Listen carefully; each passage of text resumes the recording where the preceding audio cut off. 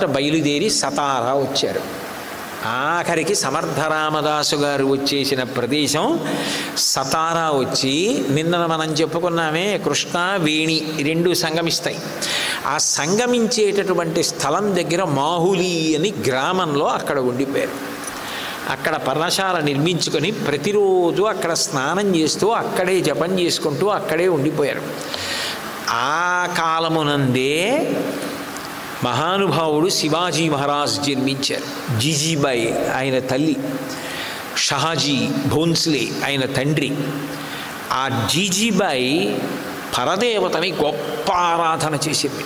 అమ్మా, ఎక్కడ చూసినా అకృత్యాలే, ఎక్కడ చూసినా అరాచకమే, ఎక్కడ చూసినా సనాతన ధర్మాన్ని అణిచివేయడమే.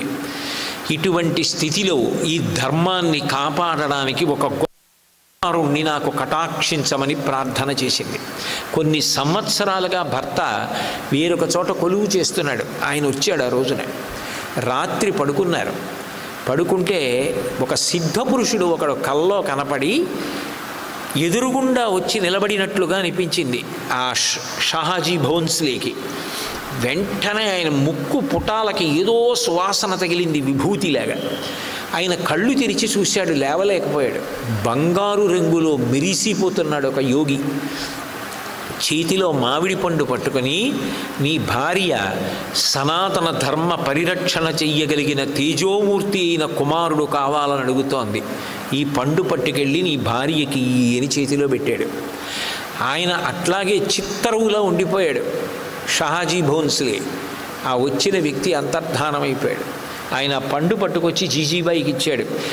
ఇప్పుడే నాకు పరమశివుడు కల్లో కనపడి సనాతన ధర్మ పరిరక్షణ కొరకు నేనే అవతారం ఎత్తి నీ కడుపున పుడుతున్నానని నాకు కలలో చెప్పాడండి అంది.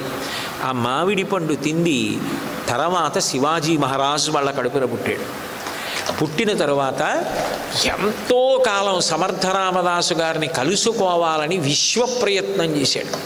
కానీ ఇద్దరు కలుసుకోవాలి. చిట్ట చివరికి శ్రీరామనవమి ఉత్సవాలు జరుగుతూ ఉండగా ఒక రోజున శివాజీ మహారాజ్కి సమర్థరామదాసు గారి దర్శనమైంది. ఆయన దగ్గరికి తీసుకున్నారు. తీసుకుని తదనంతర కాలంలో శివాజీకి సమర్థ రామదాసు గారు చేసినటువంటి మార్గదర్శనం అత్యద్భుతం. నేను కేవలం శివాజీ మహారాజు సమర్థ రామదాసు గారు వాళ్ళిద్దరి యొక్క అనుబంధం గురించి మాట్లాడాలనుకోండి, అది కనీసం 7 రోజులు నేను మాట్లాడాలి. అందుకని నేను అంతవరకే ఆ వాక్యాన్ని అని వదిలిపెట్టేస్తున్నాను. అంత స్ఫూర్తి ప్రదాత. నిజంగా ఎట్లా యుద్ధం చెయ్యాలో, ఎట్లా మళ్ళీ సనాతన ధర్మ పరిరక్షణ కొరకు సామ్రాజ్య స్థాపన చెయ్యాలో నిరంతర ప్రబోధం చేశారు. ఆఖరికి ఒకసారి శివాజీ మహారాజ్ ఆయన దర్శనానికి వెళ్ళాడు. వెళ్ళి బయలుదేరే ముందు నమస్కారం చేశాడు. గురువుగారు ప్రసాదం ఇచ్చి పంపిస్తారు కదూ, అందుకని ఆయన ఏం చేశారంటే అక్కడ ఉన్న గులకరాళ్ళు కొన్ని తీసి ఓ గుడ్డలో వేశారు. కాస్త మట్టి తీసి అందులో వేశారు. ఓ కొబ్బరికాయ తీసి అందులో వేశారు. వేసి గుర్రపు లెద్దె, అక్కడ ఉన్న గుర్రం లెద్దె వేసింది. ఆ లెద్దె తీసి ఆ గుడ్డలో వేసి మూట కట్టి శివాజీ ఇదిగో ప్రసాదం అని ఇచ్చారు. ఆయన ఆశ్చర్యపోయారు, ఏమిటి ప్రసాదం అని. పట్టుకుని వెళ్ళిపోయాడు. సతారా 7 కోటలు కదూ, తోరణ, రాయగడ, సింహగడ, పురందర, ప్రతాప్గఢ్, ఇవన్నీ కూడా వరుస 7 కోటలు శివాజీ మహారాజ్ గొరిల్లా యుద్ధాలు చేసి స్వాధీనం చేసుకున్నాడు. ప్రతి కోట స్వాధీనంలో వెనక సమర్థ రామదాస్ గారి యొక్క అభయహస్తం, ఆశీర్వచనం, మార్గనిర్దేశనం, వ్యూహరచన ఉన్నాయి. కాబట్టి ఆ కోటలన్నింటినీ కూడా గెలిచాడు. ఇంటికి పట్టుకెళ్ళి తల్లికి చూపించాడు. అమ్మ, ఏమిటమ్మా ఇది గురువుగారు ప్రసాదం అని ఇచ్చారు అన్నాడు. తల్లి చూసింది, నీకు అర్థం కాలేదు. ఆయన మట్టినిచ్చారు. మట్టినిచ్చారు అనడానికి కారణం ఏమిటో తెలుసా? నువ్వు ఈ రాజ్యానికి ప్రభువు కావాలి అని, రాజ్య పరిపాలన చెయ్యాలి. కొబ్బరికాయ ఇచ్చారు. కొబ్బరికాయ పైకి కఠినంగా ఉంటుంది, లోపల తీయ కొబ్బరి ఉంటుంది.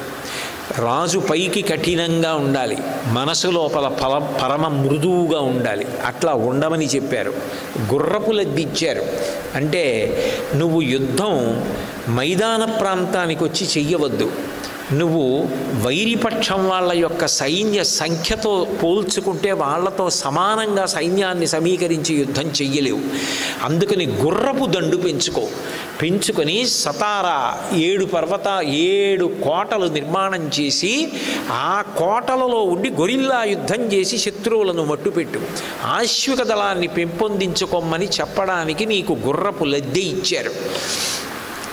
ఇక మహానుభావుడు ఇవన్నీ నీకు ఇవ్వడానికి కారణం కేవలంగా నీకు పరిపాలన చెయ్యడం విషయంలో నువ్వు ఎలా ఉండాలో సూచించడం కోసమే నీకు ఈ పదార్థాలు ఇచ్చారని తల్లి చెప్తే ఆశ్చర్యపోయారు.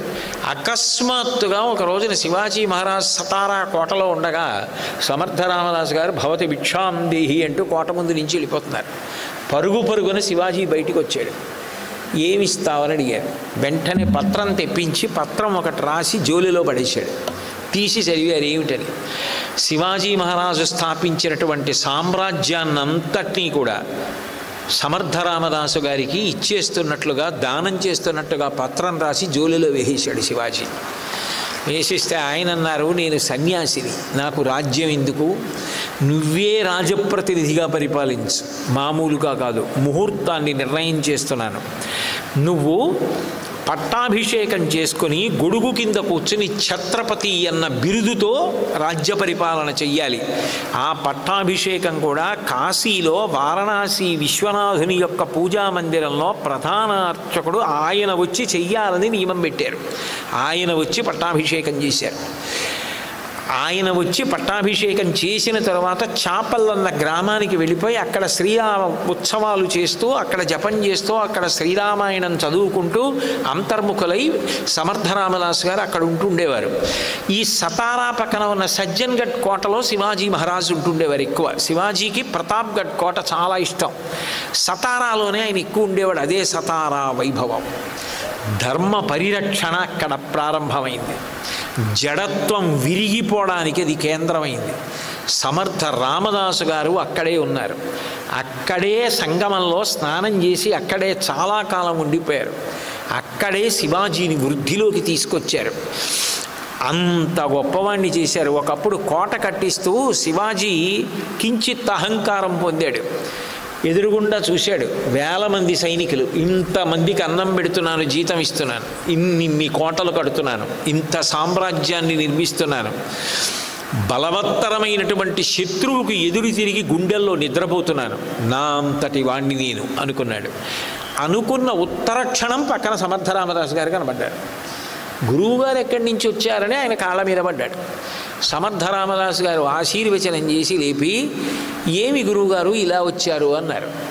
అంటే శివాజీ నాదొక చిన్న కోరిక, తీరుస్తావా అన్నారు. తప్పకుండా తీరుస్తాను అన్నాడు. ఏమీ లేదు, అదిగో అక్కడ ఉంది చూసావా బండరాయి, దానిని నీ సైనికులతో పగలకొట్టించు అన్నాడు. ఇంత చిన్న కోరిక అనుకుని శివాజీ సైనికుల్ని పిలిచి ఆ బండరాయి పగలగొట్టమన్నాడు. సుత్తులతో పగలగొట్టారు. అంత పెద్ద బండరాయి మధ్యలో ఒక చిన్న కన్న ఉండి అందులో నీళ్లుండి నీళ్లలో కప్పు ఉంది. ఆ కప్ప ఎగిరి బయటికి దూకేసింది. శివాజీ ఆశ్చర్యపోయి చూస్తున్నాడు. సమర్థ రామదాస్ గారు అన్నారు, ఎక్కడా కన్నం కనపడని ఈ పెద్ద బండరాతిలో చిన్న కన్నంలో కప్పని ఉంచి నీళ్లు ఉంచి దాన్ని పోషిస్తున్నవాడు ఎవరో, వాడే వీళ్ళందరికీ కూడా అన్నం పెడుతున్నాడు, నువ్వు కాదు అన్నాడు. శివాజీ కాళ్ళ మీద పడిపోయాడు, గురువుగారి కాళ్ళ మీద. గురువుగారు, నాకు అర్థమైంది మీరు ఎందుకు వచ్చారు. జీవితంలో ఇంకెప్పుడు నేను గర్వమన్న మాటకి తావివ్వను అని ప్రమాణం చేశాడు. రాజ్యము నాకు అక్కర్లేదు, నువ్వే పరిపాలించు, కానీ ఇక నుంచి సనాతన ధర్మ పరిరక్షణ కొరకు నా ప్రతినిధిగా పరిపాలన చెయ్యి అని కాషాయ వస్త్రాన్ని తీసి ఇచ్చి, ఇదే ఇక పైన నీకు పతాకం అన్నారు. అందుకే శివాజీ మహారాజ్ పతాకం కాషాయ పతాకం. సమర్థ రామదాసు గారు ఇచ్చిన పతాకం ఆ పతాకం. అట్లా రాజ్య పరిపాలన చేశారు. ఆయనకి ఒక కోరిక ఉండిపోయింది సమర్థ రామదాసు గారికి. తంజావూరులో మూర్తుల్ని బాగా చేస్తారని అక్కడి నుంచి రామ లక్ష్మణ సీత హనుమల యొక్క మూర్తుల్ని తెప్పించుకోవాలనుకునేవారు. శివాజీకి ఒక కోరిక ఉండిపోయింది. గురువుగారు చాపల్ గ్రామానికి వెళ్ళిపోయారు. నాకు రోజు గురువుగారిని చూడాలనుంది, రోజు కాసేపు గురువుగారి దగ్గర కూర్చోవాలనుంది. కానీ గురువుగారి దగ్గరికి వెళ్ళి రావడానికి ఇబ్బందిగా ఉంటుంది, దూరంలో ఉన్నారు. ఎట్లాగైనా గురువుగారిని తీసుకురావాలని సతారా పక్కన ఉన్న సజ్జన్గఢ్ కోట అయితే విశేషమైన అందాలకి ఆటపట్టు, ఒక్కొక్క ఋతువులో ఒక్కొక్కలా కనపడుతుంది. అంత గొప్ప సూర్యప్రకాశం. అసలు ఆ మెట్లెక్కి మీరు ఆ సజ్జన్గఢ్ కోటలోకి వెడుతుంటే ఆ లోయలు, ఆ ప్రకృతి, ఆ అందం ఎవరికీ వర్ణించడానికి సరిపోదు.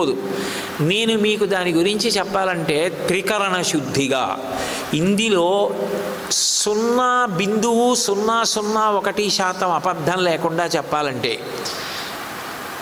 కార్యక్రమాలు ఒప్పుకున్నాను కానీ లేకపోతే ఈ క్షణం ఇక్కడి నుంచి లేచి నాకు విమానం ఎక్కి పూణే వెళ్ళి సజ్జన్గఢ్ కోటకు వెళ్ళాలనుంది. అంత గొప్ప కోట, అంత ప్రకృతి అందాలకు ఆటపట్టదు. అటువంటి సజ్జన్గఢ్లో ఈ సమర్థరామదాసు గారిని తీసుకొచ్చి ఉంచాడు. శిష్యుడంత గొప్పవాడయ్యాడు. సనాతన ధర్మానికి పరిరక్షణగా రాజ్యం ఏర్పడింది, అన్ని కోటలు ఏర్పడ్డాయి, ప్రజల్లో స్ఫూర్తి వచ్చింది, చైతన్యం వచ్చింది. ఎంతో సంతోషంగా ఉన్నారు సమర్థరామదాసు గారు. ఈ